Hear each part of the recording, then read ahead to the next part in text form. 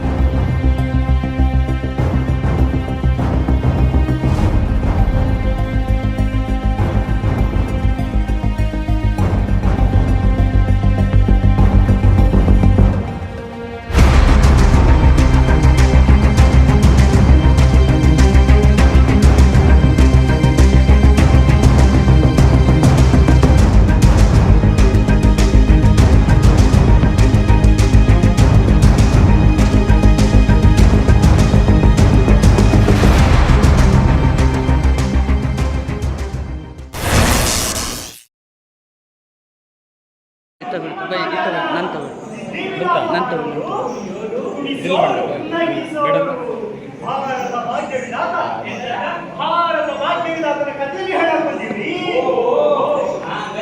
ನೋಡೋರು ಒಂದು ಒಪ್ಪಂದ ಮಾಡ್ಕೊಂಡು ಶುರು ಮಾಡೋಣ ಬನ್ನಿ ಸ್ವಾಮಿ.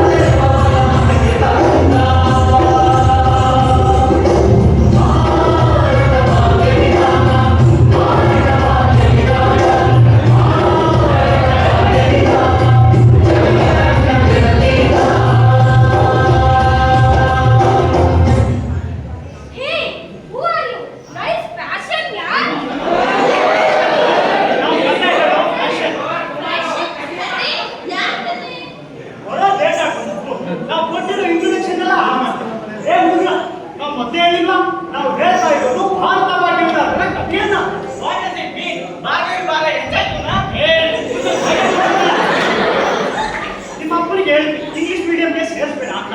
ನೀವು ಇಂಗ್ಲಿಷ್ ಮೀಡಿಯಂ ಸೇರ್ಕೊಂಡು ಈಗ ಇಂಗ್ಲಿಷ್ ಆಗಿಲ್ಲ, ಆ ಕಡೆ ಶುರುವಾಗಿಲ್ಲ. ಅದು ಭಾರ್ಗವಿ ಬಾರ ಹೆಚ್ಚಾಯ್ತಲ್ವೋ, ಅದು ಭಾರತ ಭಾಗ್ಯ ವಿಧಾನ. It's about one shape our country's future.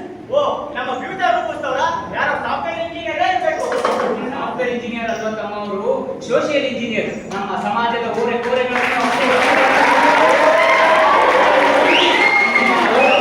ಚಾಲನೆ ನೀಡಿದವರು.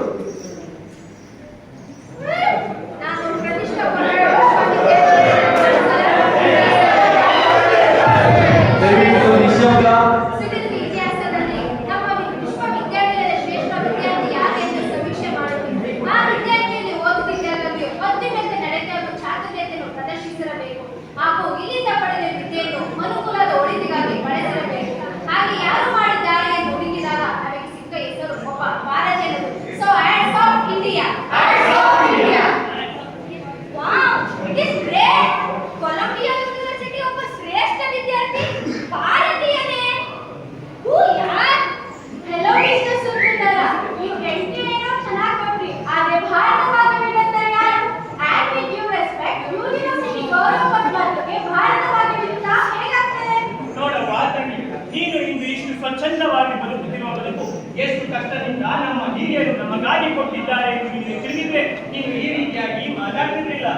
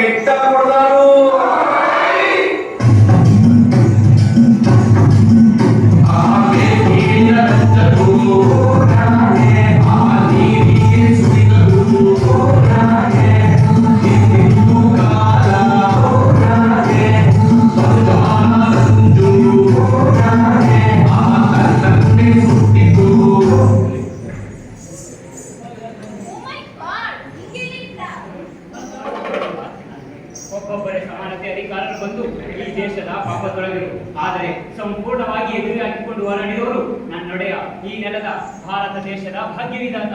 ಓಕೆ ಓಕೆ, ಸೊ ಅವ್ರು ನಮ್ಗೆಲ್ಲ ನೀರ್ ಸಿಗೋಕ್ ಮಾಡಿದ್ರ? ಬರೀ ನೀರಷ್ಟೇ ಅಲ್ಲ ತಮ್ಮ, ದಿನಕ್ಕೆ ನೀನು ಎಷ್ಟೊಂದು ಕೆಲಸ ಮಾಡ್ತೀಯ ಹೇಳು? From 9 to 5 around 8 hours?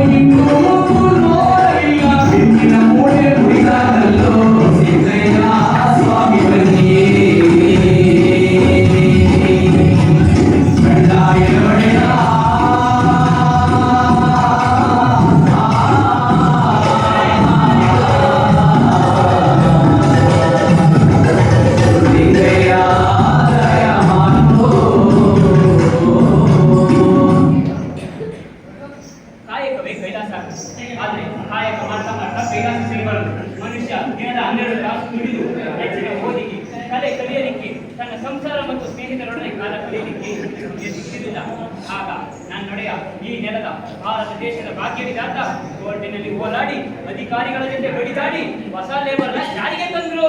ಪ್ರತಿಯೊಬ್ಬರು ಇನ್ನು ಮುಂದೆ ದಿನದಲ್ಲಿ 8 ತಾಸಿನ ಕೆಲಸವನ್ನು ಮಾಡಬೇಕು. ಅದಕ್ಕಿಂತ ಹೆಚ್ಚಿಗೆ ದುಡಿದಲ್ಲಿ ಓವರ್ ಟೈಮ್ ಓಟಿ ಹಣವನ್ನು ನೀಡಬೇಕು. ಟಿಎ, ಡಿಎ, ಪಿಎಫ್ ಮೊದಲಾದ ಸೌಲಭ್ಯಗಳನ್ನು ನೀಡಬೇಕು. ಇಷ್ಟೇ ಅಲ್ಲದೆ ಇನ್ಶೂರೆನ್ಸ್ ಸೌಲಭ್ಯವನ್ನು ಮೊದಲಾಗಿ ನೀಡಬೇಕು. ಹೀಗೆ ಪ್ರತಿಯೊಬ್ಬರ ದುಡಿಮೆಗೆ ಬೆಲೆಯನ್ನು ಕಟ್ಟಿ ಪ್ರತಿಯೊಬ್ಬರ ಏಳಿಗೆಗೆ ಶ್ರಮಿಸಬೇಕು ಎಂದು ಹೊಸ ಕಾನೂನನ್ನು ಜಾರಿಗೆ ತಂದಿದ್ದಾರೆ.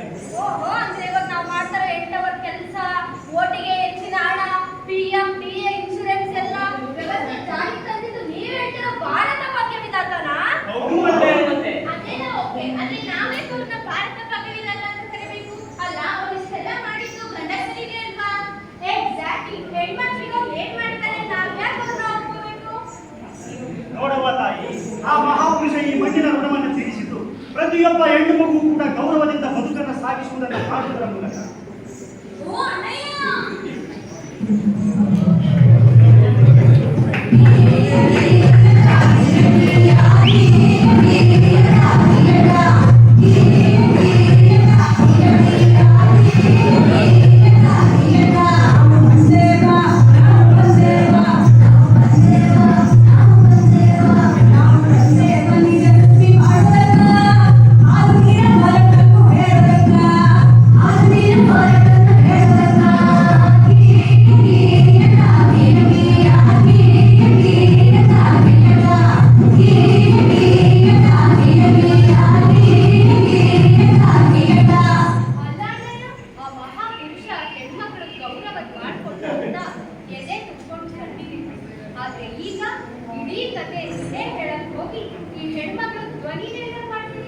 ಅಯ್ಯಯ್ಯೋ ತಪ್ಪಾಯ್ತು ಕಣವ.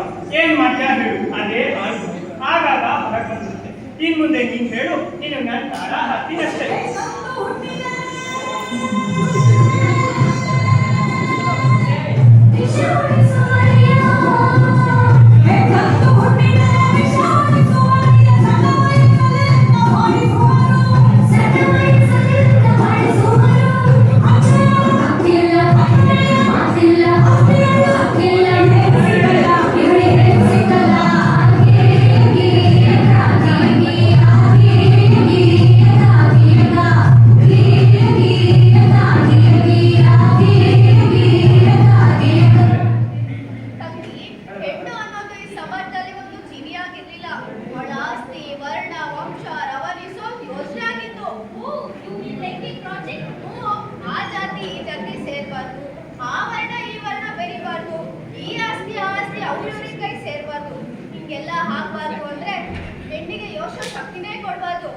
ಹಾಗಾಗಿ ಅವಳಿಗೆ ಒಪ್ಪಿಗೆ ಇದೆಯೋ ಇಲ್ವೋ, ಬುದ್ಧಿ ಮತ್ತು ಮೈ ಬಾಗಿದೆಯೋ ಇಲ್ವೋ, ಅವಳಿಗೆ ಜಾತಿಲೇ ಮದುವೆ ಪಡಿಸ್ಬಿಡೋದು. ಹೆಣ್ಣು ಆಸ್ತಿ ತಗೋ ಬರ್ತಾಳೆ.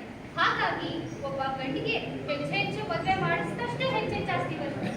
ಒಂದು ವೇಳೆ ಗಂಡ ಸಿಗದೆ ಅವಳು ಇನ್ಯಾವ ಗಂಡು ನೋಡ್ತಾ ಇರಲಿ, ಆಗ ಅವಳು ಬೇರೆ ಸಂಸಾರ ಮಾಡ್ತಾ ಇರಲಿ ಅಂತ ಅವಳು ತಲೆ ಕೊಡಿಸ್ತಿದ್ಳು. ಆಗ ಅವಳು ಮನೆ ಬಿಟ್ಟು ಆಚೆನೆ ಬರಂಗಿರ್ಲಿಲ್ಲ.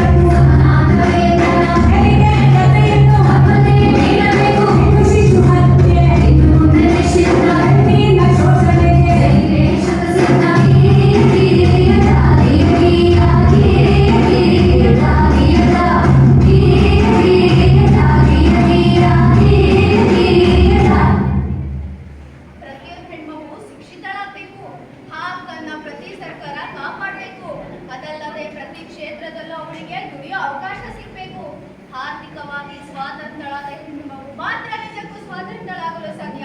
ಹಾಗಾಗಿ ಅವಳ ಉದ್ಧಾರಕ್ಕಾಗಿ ಅವಳು ಬಯಸಿದ್ದಲ್ಲಿ ದುಡಿಯೋ ಅವಕಾಶ ಸಿಗಬೇಕು. ಅದು ಅಲ್ಲದೆ ದುಡಿಯೋ ಕ್ಷೇತ್ರದಲ್ಲಿ ಆಕೆಗೆ ಅನುಕೂಲ ಆಗುವಂತೆ ಪ್ರತ್ಯೇಕವಾದ ಶೌಚಾಲಯ ಹಾಗೂ ಹೆರಿಗೆ ರಜೆಯ ವ್ಯವಸ್ಥೆ ಇರಬೇಕು. ಕೆಲಸದ ಕ್ಷೇತ್ರದಲ್ಲಿ ಆಕೆಗೆ ಲೈಂಗಿಕ ಕಿರುಕುಳ ಆದಲ್ಲಿ ಇಡೀ ಅಧಿಕಾರ ವರ್ಗವೇ ಜವಾಬ್ದಾರರಾಗುತ್ತಾರೆ. ಹೀಗೆ ಹಲವಾರು ಸವಲತ್ತುಗಳು ಹಾಗೂ ಸ್ವಾತಂತ್ರ್ಯವನ್ನ ನಿಮ್ಮಂತ ಹೆಣ್ಮಕ್ಳು ಅರಿವಿಲ್ಲದೆ ಅನುಭವಿಸ್ತಿರೋ ಈ ಅನುಕೂಲಗಳನ್ನ ನಮ್ಮಪ್ಪ ಭಾರತ ಭಾಗ್ಯ ವಿಧಾತನೇ ಕೊಡಿಸಿದ್ರು. ಹೆಣ್ಣು ಮಕ್ಕಳಿಗೆ ಆಸೆಯನ್ನು ಹಾಕೊಂಡು ಗಂಡು ಹೆಣ್ಣು ಎಂಬ ಬೆಳಕಿನಲ್ಲಿ ಎಳೆಯುವುದು ಹಳಬಾರು ಹಳಗಾಲ ಸುಗ್ಗಿ ಪ್ರತಿಯೊಬ್ಬ ಪ್ರಜೆಯಿಂದ ನಿನ್ನ ನೋವಿನ ಹಿಗ್ಗಿ ಪ್ರತಿಯೊಬ್ಬ ಪ್ರಜೆಯಿಂದ ನಿನ್ನ ನೋವಿನ ಹಿಗ್ಗಿ ಪ್ರತಿಯೊಬ್ಬ ಪ್ರಜೆಯಿಂದ ನಿನ್ನ ನೋವಿನ ಹಿಗ್ಗಿ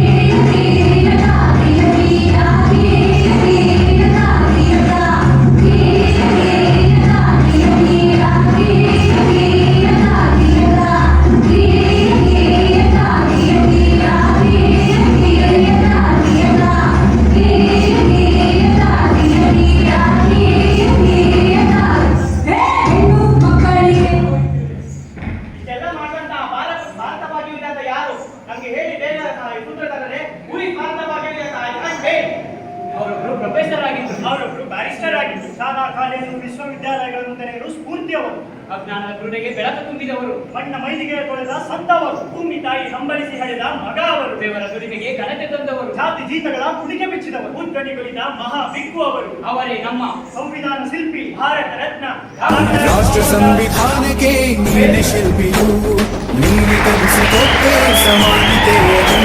ನಿನ್ನ ಲೇಖನಿಯ ಬರಹ ದೇಶ ಖರ್ಚಿಗೆ ಒಂದು ಕೂಡ ಭೀಮ ಗರ್ಜನೆ. ನಾಯಕ ನೀನು ಭೀಮರಾವ್.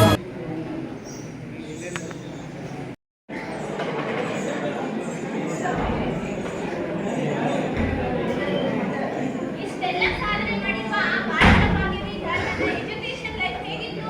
ಹೌದು, ಈಸಿ ಆಗಿತ್ತು ಅಥವಾ ಹಾರ್ಡ್ ಆಗಿತ್ತು? ನೋಡುವ ಅದಕ್ಕೆ ಶಿಕ್ಷಣ ಅನ್ನೋದು ಹುಲಿಯಾಲಿನ ಮೇಲಿದ್ದಂತೆ, ಅದನ್ನು ಕುಡಿದವರೆಲ್ಲರೂ ಗರ್ಜಿಸಲೇಬೇಕು. ಅಂತಹ ಉಳಿಯಾಗಿರುವ ಶಿಕ್ಷಣವನ್ನ ಕೇವಲ ಜಾತಿ ಆಧಾರದ ಮೇಲೆ ನಿರ್ಬಂಧಿಸಿ ಮಾನವರನ್ನು ಪ್ರಾಣಿಗಳಿಗಿಂತ ಕಡೆಯಾಗಿ ಕಾಣುತ್ತಿದ್ದರು. ಇಂದು ಜ್ಞಾನದ ಮೂರ್ತಿ ಎಂದು ನಾವೆಲ್ಲರೂ ಗೌರವಿಸುವ ಬಾಬಾ ಸಾಹೇಬರ ಶೈಕ್ಷಣಿಕ ಜೀವನವನ್ನು ಅದೆಷ್ಟು ಹೀನವಾಗಿ ಕಾಡಿದ್ದರು ಗೊತ್ತೇ? ಇಂದು ಶ್ರೇಷ್ಠರೆನಿಸಿಕೊಂಡವರ ಹೀನತ್ವಕ್ಕೆ ಈ ಸಾಕ್ಷಿ ಘಟನೆ.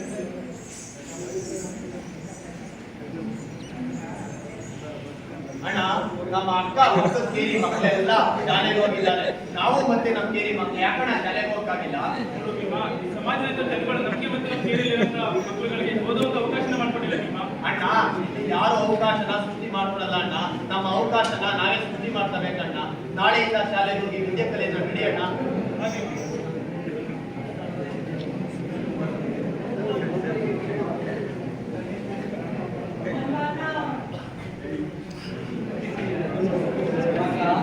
ಇವತ್ತು 4 ವರ್ಣಾಶ್ರಮಗಳಲ್ಲಿ ಯಾವ್ಯಾವ್ದು ಅಂದ್ರೆ ಬ್ರಾಹ್ಮಣ, ಕ್ಷತ್ರಿಯ, ವೈಶ್ಯ ಹಾಗೂ ಶೂದ್ರರು. ಈ ಶೂದ್ರರು ಮೇಲಿನ ವರ್ಣಾಶ್ರಮಗಳ ಸೇವೆಗಳನ್ನ ಮಾಡ್ಕೊಂತ ಬಂದಿದ್ದಾರೆ. ಗುರುಗಳೇ, ಅಯ್ಯೋ ಕಾಲದಾಗ ಬರೋದ್ ಗೊತ್ತಿಲ್ಲ, ತಡವಾಗಿ ಬಂದು ಯಾಕೋ ಎಲ್ಲ ಹಾಳು ಮಾಡ್ತೀರಾ? ಛೀ!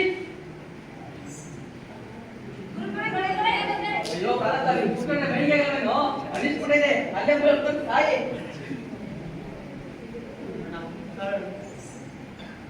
ಹಾ, ಇಷ್ಟೊತ್ತು ಹೇಳ್ಕೊಟ್ಟಿದ್ದ ವರ್ಣಾಶ್ರಮಗಳನ್ನ ಅಭ್ಯಾಸ ಮಾಡ್ಕೊಂತ ಬರ್ಬೇಕು, ಸರಿನಾ? ನಾನು ತುಂಬಾ ದ್ರಾವಣ. ಅಯ್ಯೋ ತಡವಾಗಿ ಬಂದು ಎಷ್ಟೋ ಮಾತಾಡ್ತೀರಾ? ನೀರು ಕುಡಿಬೇಕಂತ ಬಿಟ್ಕೊಳ್ತೀಮ. ನಿಮ್ಗೆ ಹೋಗ್ತಾನೆ ಹೋಗ್ಬಿಟ್ಟು ತಾಯ ಕೇಳು. ಗುರುಗಳೇ ಏನ್ ಮಾಡ್ತಾ ಇದ್ದೀರಾ? ಈ ನೀರನ್ನ ಕುಡಿದ್ರೆ ನೀರು ಮಲಿನ ಆಗಲ್ವಾ? ನಿಮ್ಗೆ ನೀವು ಇನ್ನೊಬ್ರು ಕುಡಿತಾರೇನೋ ಅನಿಸ್ಬಿಟ್ಟಿದೆ. ಎಷ್ಟು ಕೂಡ ಮಂದಿರ್ನ ಅಣ್ಣ, ಯಾರು ಅಣ್ಣ ಈ ಜಾತಿ ಭೇದ ಮಾಡಿದ್ರು? ಶಿಕ್ಷಣ ಕಲಿಸುವ ಈ ಪುಣ್ಯ ಸ್ಥಳದಲ್ಲೂ ಕೂಡ ಈ ಮಟ್ಟಿನ ತಾರತಮ್ಯವೇ. ಇದರ ವಿರುದ್ಧ ಹೋರಾಡಲು ಶಿಕ್ಷಣ ಒಂದೇ.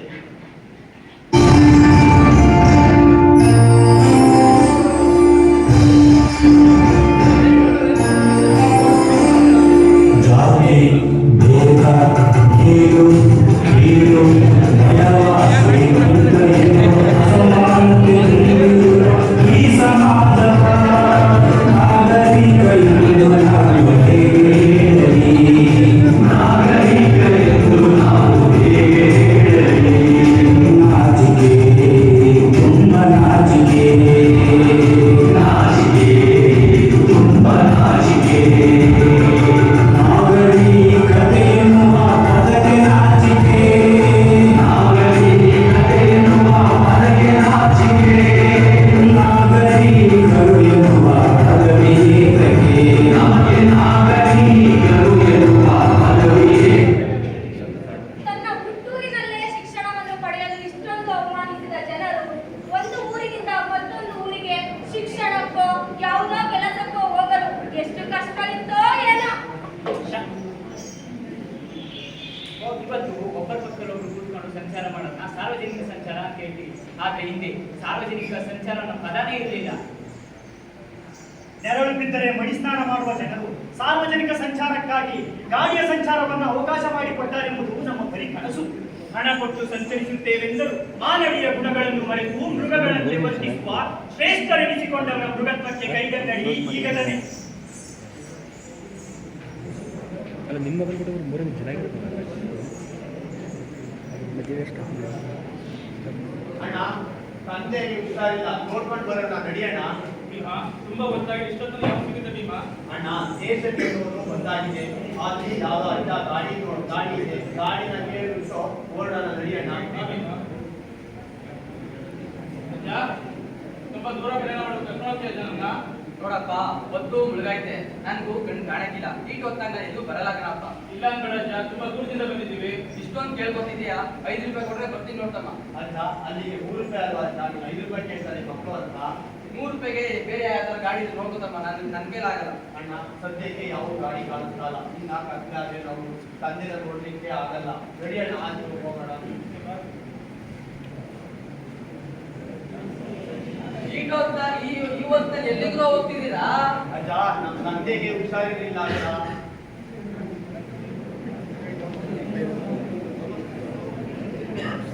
ಅದ್ ಸರಿ, ನೀವು ಯಾವ ಜನ?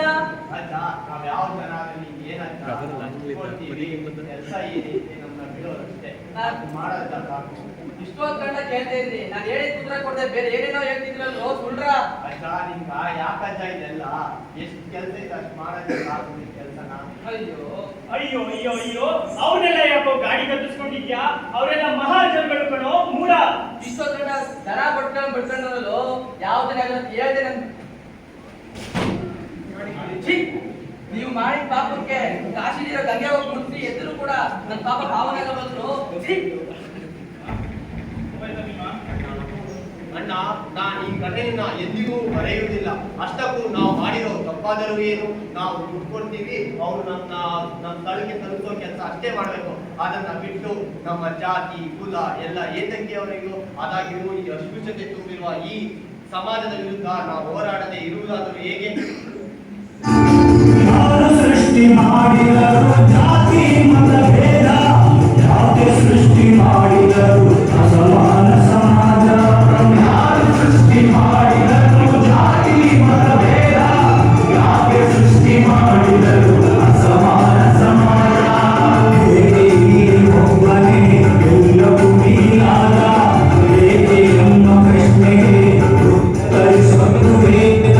ಹೇಗೆ ಒಬ್ಬನೇ ಎಲ್ಲವೂ ನೀನಾದ, ಹೇಗೆ ಎಂಬ ಪ್ರಶ್ನೆಗೆ ಉತ್ತರಿಸಲು ವೇದ? ಇನ್ನಾದರೂ ಯೋಚಿಸದೆ ಇರುವುದೇ ಅಪರಾಧ, ಇರುವುದೇ ಅಪರಾಧ.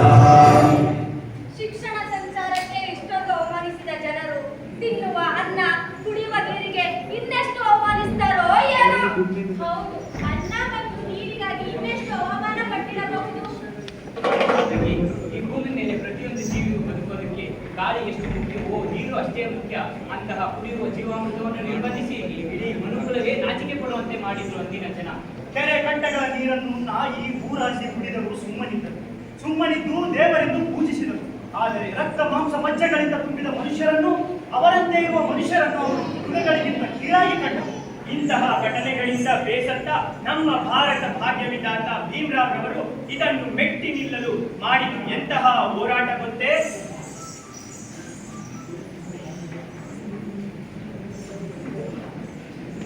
ಹೋರಾಡೋಣ, ನ್ಯಾಯಕ್ಕಾಗಿ ಹೋರಾಡೋಣ, ಕುಡಿಯುವ ನೀರಿಗಾಗಿ ಹೋರಾಡೋಣ, ಹೋರಾಡೋಣ ಹೋರಾಡೋಣ.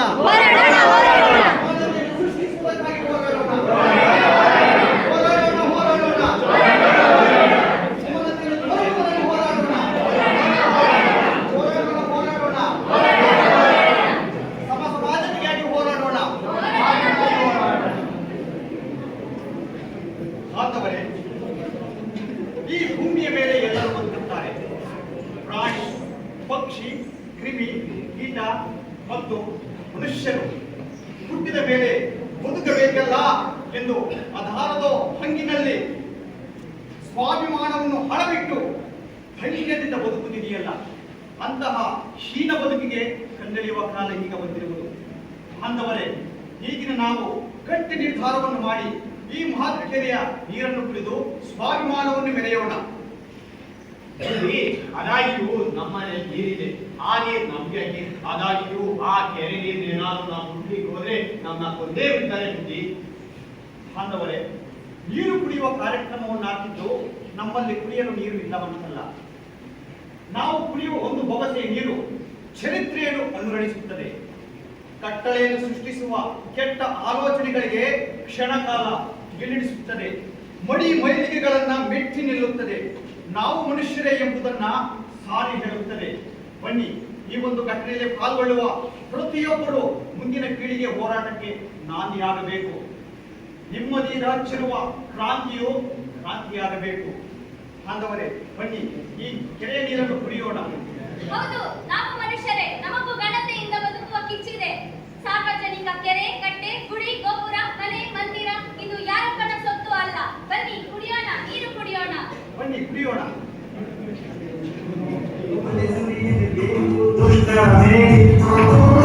ಸರ್ವರಿಗೂ ಸಮಪಾಲಬೇಕು ಭೂಮಿಯ ಮೇಲೆ,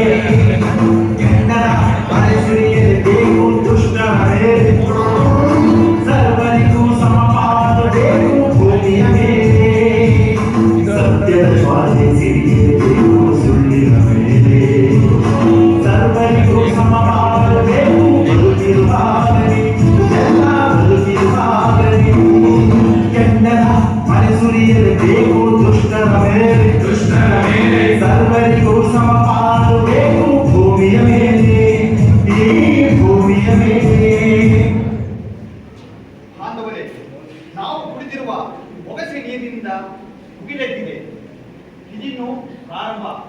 ಏಕೆಂದರೆ ಕೆರೆ ನೀರನ್ನು ಮುಟ್ಟಿದ್ದಾರೆ ಎಂಬುದನ್ನು ಕುಲಜರು ಸಹಿಸುವುದಿಲ್ಲ. ಅವರ ಜಾತಿ ಶ್ರೇಷ್ಠತೆಯ ಕೆಟ್ಟ ಭಾವಕ್ಕೆ ಬೆಂಕಿ ಬಿದ್ದು ಎದೆಗೆ ಸೂಜಿಯನ್ನು ಸುಚ್ಚಿದಂತಾಗಿರುವುದು. ಬಾಂಧವರೇ, ನಮ್ಮ ಕ್ರಾಂತಿಯು ಸ್ಥಿರವಾಗಬೇಕು. ಹೆದರಬೇಡಿ, ಇದರಿಂದ ನಿಮಗೆ ಅನೇಕ ಕಷ್ಟಗಳನ್ನು ಕೊಡಬಹುದು, ನಿಮ್ಮ ಗುಡಿಸಲಿಗೆ ಬೆಂಕಿಯನ್ನು ಹಚ್ಚಬಹುದು. ಆದರೆ ಯಾವುದಕ್ಕೂ ಎದೆಗುಂದದೆ ಮುನ್ನುಗ್ಗಿ ಹೋರಾಡೋಣ. ಪ್ರತಿಯೊಬ್ಬರು ನ್ಯಾಯಕ್ಕಾಗಿ ಹೋರಾಡೋಣ, ಹೋರಾಡೋಣ, ಹೋರಾಡೋಣ.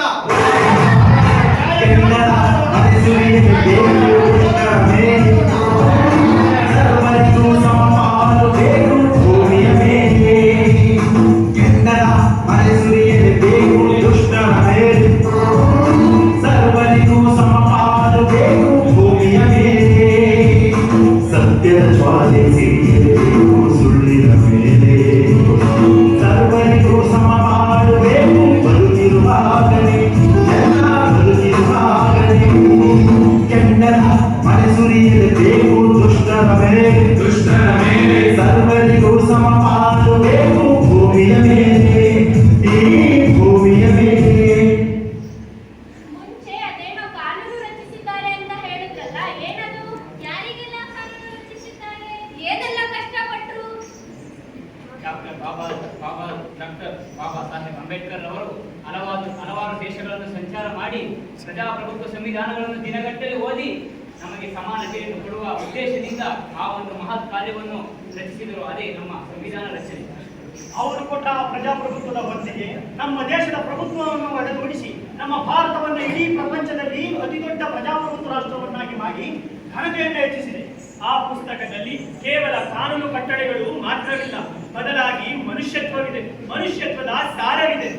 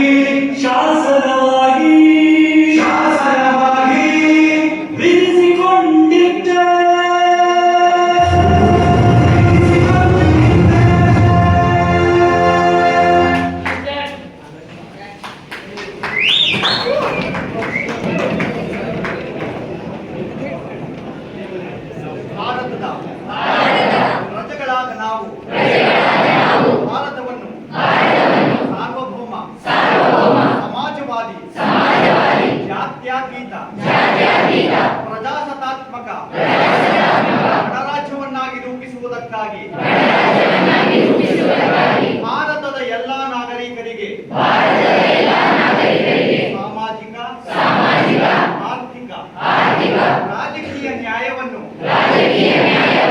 ವಿಚಾರ ಅಭಿವ್ಯಕ್ತ ಧರ್ಮ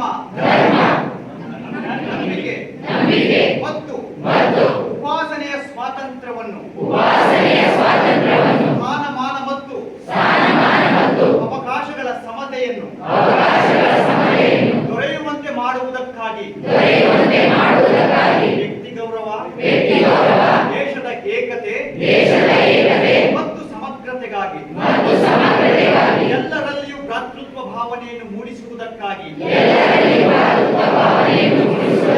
ದೃಢ ಸಂಕಲ್ಪ ಮಾಡಿ ನಮ್ಮ ಸಂವಿಧಾನ ಸಭೆಯಲ್ಲಿ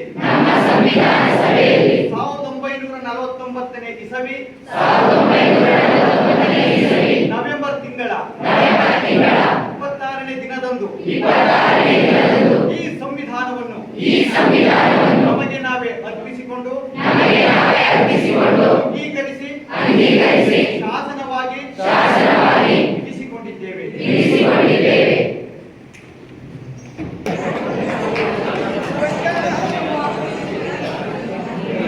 ಸಮಾನತೆ, ಸ್ವಾತಂತ್ರ್ಯ, ಭ್ರಾತೃತ್ವ ಭಾವನೆಯನ್ನು ಸಾರುವ ಈ ಸಂವಿಧಾನವು ನಮಗೆಲ್ಲರಲ್ಲಿಯೂ ಆತ್ಮ ಗೌರವವನ್ನು ಜ್ಯೋತಿಯನ್ನು ಬೆಳಗಲಿದೆ. ಭಾರತವೆಂದರೆ ದೇಶದ ಗಡಿಯಲ್ಲ, ದೇಶದ ಜನರು ಎಂಬ ಧ್ಯೇಯದಿಂದ ಪ್ರತಿಯೊಬ್ಬರಿಗೂ ಹಕ್ಕು ಮತ್ತು ಕರ್ತವ್ಯಗಳನ್ನು ಕೊಟ್ಟು ದೇಶದ ಪ್ರತಿಯೊಬ್ಬ ಪ್ರಜೆಯು ಆಡಳಿತದಲ್ಲಿ ಪಾಲ್ಗೊಂಡು ಅಧಿಕಾರದ ಚುಕ್ಕಾಣಿಯನ್ನು ನೀಡಲು ಅವಕಾಶವನ್ನು ಮಾಡಿಕೊಟ್ಟಿದೆ. ನಮ್ಮ ಈ ಸಂವಿಧಾನ ಯಾವುದೇ ಸಮುದಾಯದ ಜನರನ್ನು ನಿರ್ಲಕ್ಷಿಸದೆ ಅಕ್ಷರಗಳಲ್ಲಿಯೂ ಪ್ರಜಾಪ್ರಭುತ್ವದ ಕಂಪನ್ನು ಸೂಚಿಸಿದೆ. ಭ್ರಾತೃತ್ವದಿಂದ ಬದುಕುವುದನ್ನು ಸಾರಿ ಹೇಳಿದೆ. ಪ್ರಜೆಗಳಾದ ನಾವೆಲ್ಲರೂ ಸಂವಿಧಾನದ ಮೂಲ ಆಶಯಗಳನ್ನು ಮರೆಯದೆ ಹಕ್ಕು ಮತ್ತು ಕರ್ತವ್ಯಗಳನ್ನು ಪ್ರಜ್ಞೆಯ ಮೂಲಕ ಚುನಾಯಿತ ಸರ್ಕಾರಗಳನ್ನು ಸದಾ ಎಚ್ಚರದಲ್ಲಿಟ್ಟುಕೊಂಡು ಕೆಲಸ ಮಾಡಬೇಕಾಗಿದೆ. ಈ ನಮ್ಮ ಸಂವಿಧಾನ ದೇಶದ ಪ್ರತಿಯೊಬ್ಬ ಜನರ ಆಸ್ತಿ. ಈ ನಮ್ಮ ಸಂವಿಧಾನದ ರಕ್ಷಣೆ ನಮ್ಮೆಲ್ಲರ ಹೊಣೆ. ಅದನ್ನು ರಕ್ಷಿಸಿದರೆ ಸಂವಿಧಾನ ನಮ್ಮನ್ನು ರಕ್ಷಿಸುತ್ತದೆ.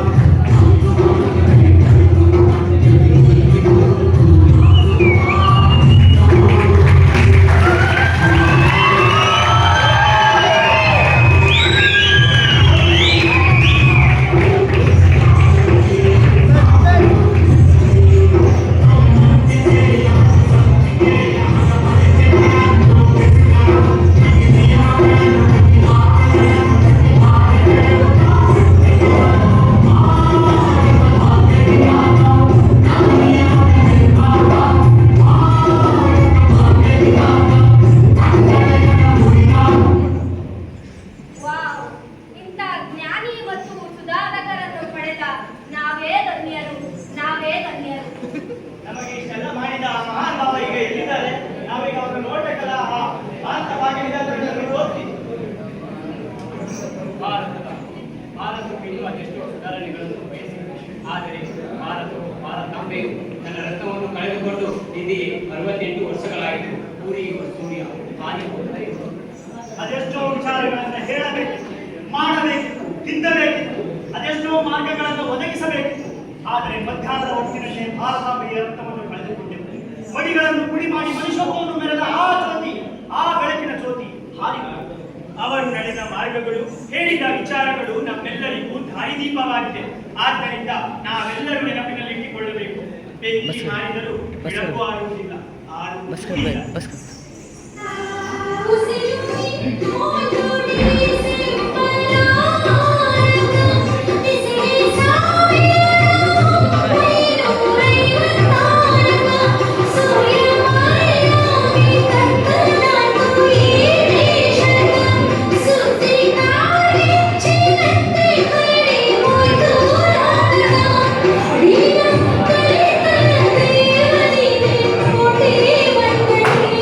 Himara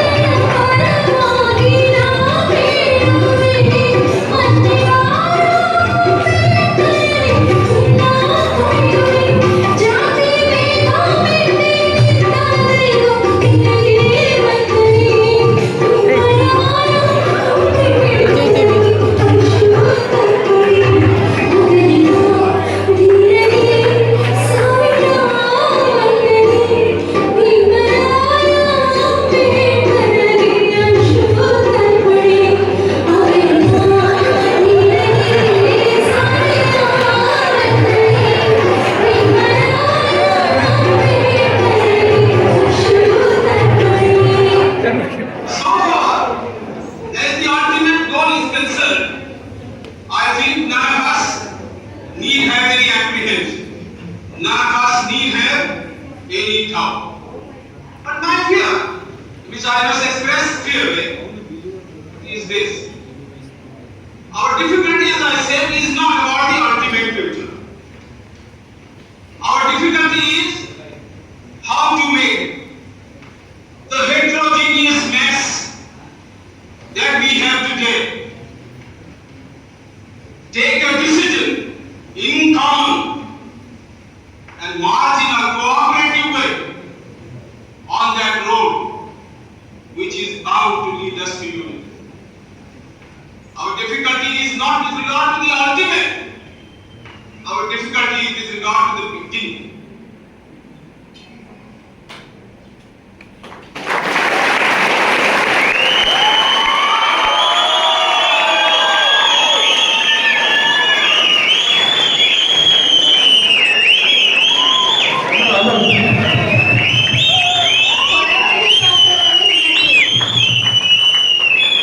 ವಿಕಾಸದಲ್ಲಿ ಕೌತಲಿ ಮಾನಸ, ಮಹಾಲಕ್ಷ್ಮಿ ಪಂಡಿತ್, ಕುಸುಮ ಮಧುಕಲೆ, ವರ್ಷಿಣಿ, ಮಧುಪಾಲದಲ್ಲಿ ಸಂಜಯ್, ಮೊದಲನೇ ಸೂತ್ರಧಾರನ ಪಾತ್ರದಲ್ಲಿ ರಾಮಕೃಷ್ಣ, ಎರಡನೇ ಸೂತ್ರಧಾರನ ಪಾತ್ರದಲ್ಲಿ ಕಾಳಿಂಗರಾಯ ನವಲಹಳ್ಳಿ, ಬಾಲಕ ಅಂಬೇಡ್ಕರ್ ಪಾತ್ರದಲ್ಲಿ ಪ್ರಸನ್ನ ಎಂ.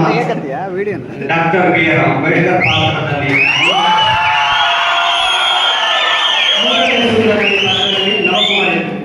ಓ ಪಾತ್ರದಲ್ಲಿ ಮಹೇಶ್, ಭಾಸ್ಕರ್, ಕೀರ್ತನ, ಪ್ರಮೋದ್, ಮಹಾಲಕ್ಷ್ಮಿ ಪಿ, ಧನುಶ್ರೀ, ಸಂಧ್ಯಾ, ಬಹುಪಾತ್ರದಲ್ಲಿ ಪ್ರಿಯರಂಜಿನಿ, ಸಿಂಚನ, ಸುಹಾಸಿನಿ ಪರಮೇಶ್, ಸ್ವಪ್ನ ಡಿಎಸ್.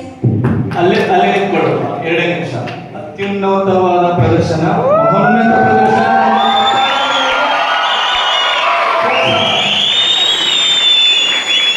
ತುಂಬಾ ನವೀಕರಿಸುವಂತದ್ದು ನಮ್ಮ ಪ್ರದರ್ಶನ. ಕೇವಲ 5 ದಿನದಲ್ಲಿ ಪ್ರಾಕ್ಟೀಸ್ ಮಾಡಿ ತಮ್ಮ ಮುಂದೆ ನಾಟಕನ ಪ್ರದರ್ಶನ ಮಾಡಿದ್ದಾರೆ. ಧನ್ಯವಾದಗಳು. ಇದನ್ನು ಕುರಿತು ನಮ್ಮ ಎಲ್ಲಿಂದೋ ಹೇಳ್ಕೊಂಡ್ ಬಂದ್ಬಿಟ್ರು ಅಶೋಕ್ ಕುಮಾರ್ ಸರ್.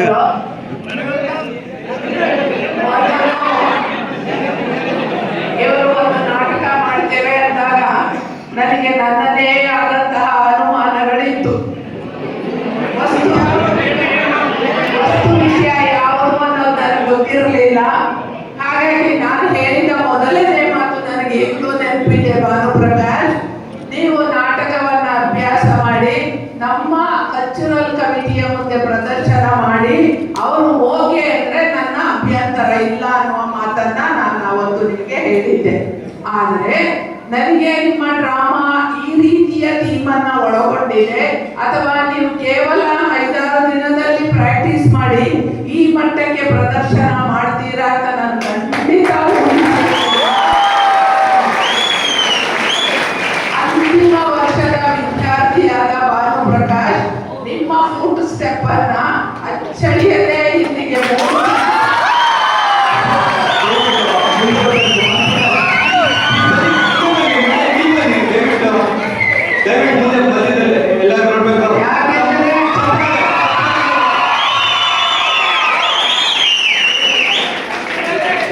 ಇನ್ನು ಮುಂದಿನ ಮಿಕ್ಕವರಿಗೆ ಭಾನುಪ್ರಕಾಶನ ಬಿಟ್ಟು ಮಿಕ್ಕವರಿಗೆ ಹೇಳೋದಾದ್ರೆ, ಇನ್ನು ಮುಂದಿನ ದಿನಗಳಲ್ಲಿ ಭಾನುಪ್ರಕಾಶ್ ಉದಾಹರಣೆಯನ್ನ ನಿಮಗೆ ಕೊಟ್ಟು ನಿಮಗೆ ನನ್ನ ಹತ್ರದಿಂದ ಏನ್ ಹೇಳೋಣ, ಈ ಸಂದರ್ಭದಲ್ಲಿ ಒಳ್ಳೆಯ ಮಾತನ್ನೇ ಆಡ್ತೇನೆ, ಎಚ್ಚರಿಕೆಯನ್ನ ಕೊಡೋದಂತೂ ಇದ್ದೇ ಇರುತ್ತೆ.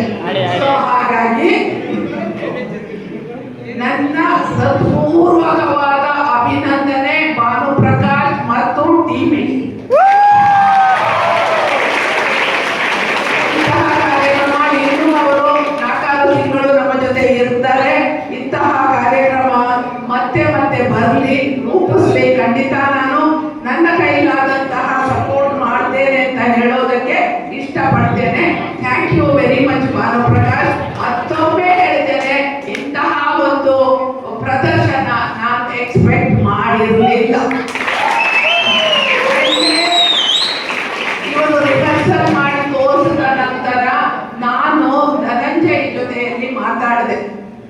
ಯಾಕೆಂತಂದ್ರೆ ಧನಂಜಯ ನಾಟಕದಲ್ಲಿ ಬಹಳಷ್ಟು ಏನ್ ಹೇಳುವಂಥದ್ದು ಪಳಗಿದಂತಹ ಒಬ್ಬ ಮನುಷ್ಯ. ಅವರು ಕೂಡ ಅಪ್ರಿಶಿಯೇಟ್ ಮಾಡಿದ್ರು. ಅವರೊಂದು ಮಾತು ಹೇಳಿದ್ರು, ನೀವು ಯಾರಿಗೋ ಹತ್ರ ವರ್ಕ್ ಮಾಡ್ತಾ ಇದ್ದೀರಾ ಅನ್ನುವಂಥದ್ದನ್ನ ಅವರು ಹೇಳಿದ್ರು.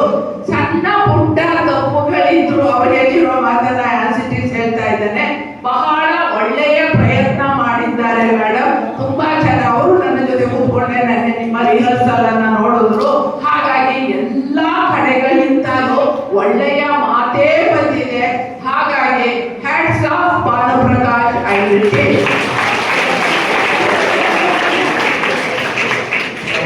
ಹೆಚ್ಚಿನ ಪ್ರಾಂಶುಪಾಲರಾದ doctor B P Mahesh sir ಅವರು ಒಂದೆರಡು ಅನಿಸಿಕೆ ಮೆಚ್ಚುಗೆ ಮಾತುಗಳನ್ನು ಆಡ್ಬೇಕಾಗಿ, ಯಾಕಂದ್ರೆ ಅವರೇ ಈ ಡ್ರಾಮಾ ಮಾಡೋದಕ್ಕೆ ಬೆನ್ನೆಲುಬು ಬಂದ್ರು ತಪ್ಪಾಗಲಾರ್ದು. ದಯವಿಟ್ಟು ಸರ್, ದಯವಿಟ್ಟು ಪ್ಲೀಸ್.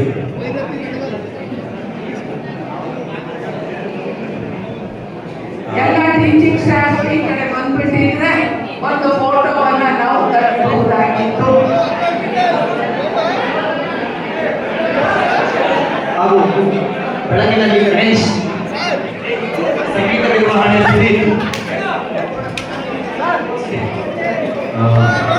ತಂಡದಲ್ಲಿ ಕೆಲಸ ಮಾಡಿದ ಇನ್ನೂ ಕೆಲವೊಂದು ವಿದ್ಯಾರ್ಥಿಗಳನ್ನು ನಮ್ಮ ಪರಿಚಯ ಮಾಡಿಕೊಂಡಿಲ್ಲ ಅಂತ ಅನ್ಕೋತೀನಿ.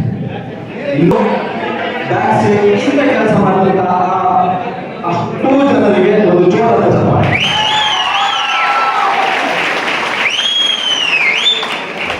ನಾಟಕ ಅನ್ನೋದು ಎಲ್ಲರಿಗೂ ಬರಲ್ಲ.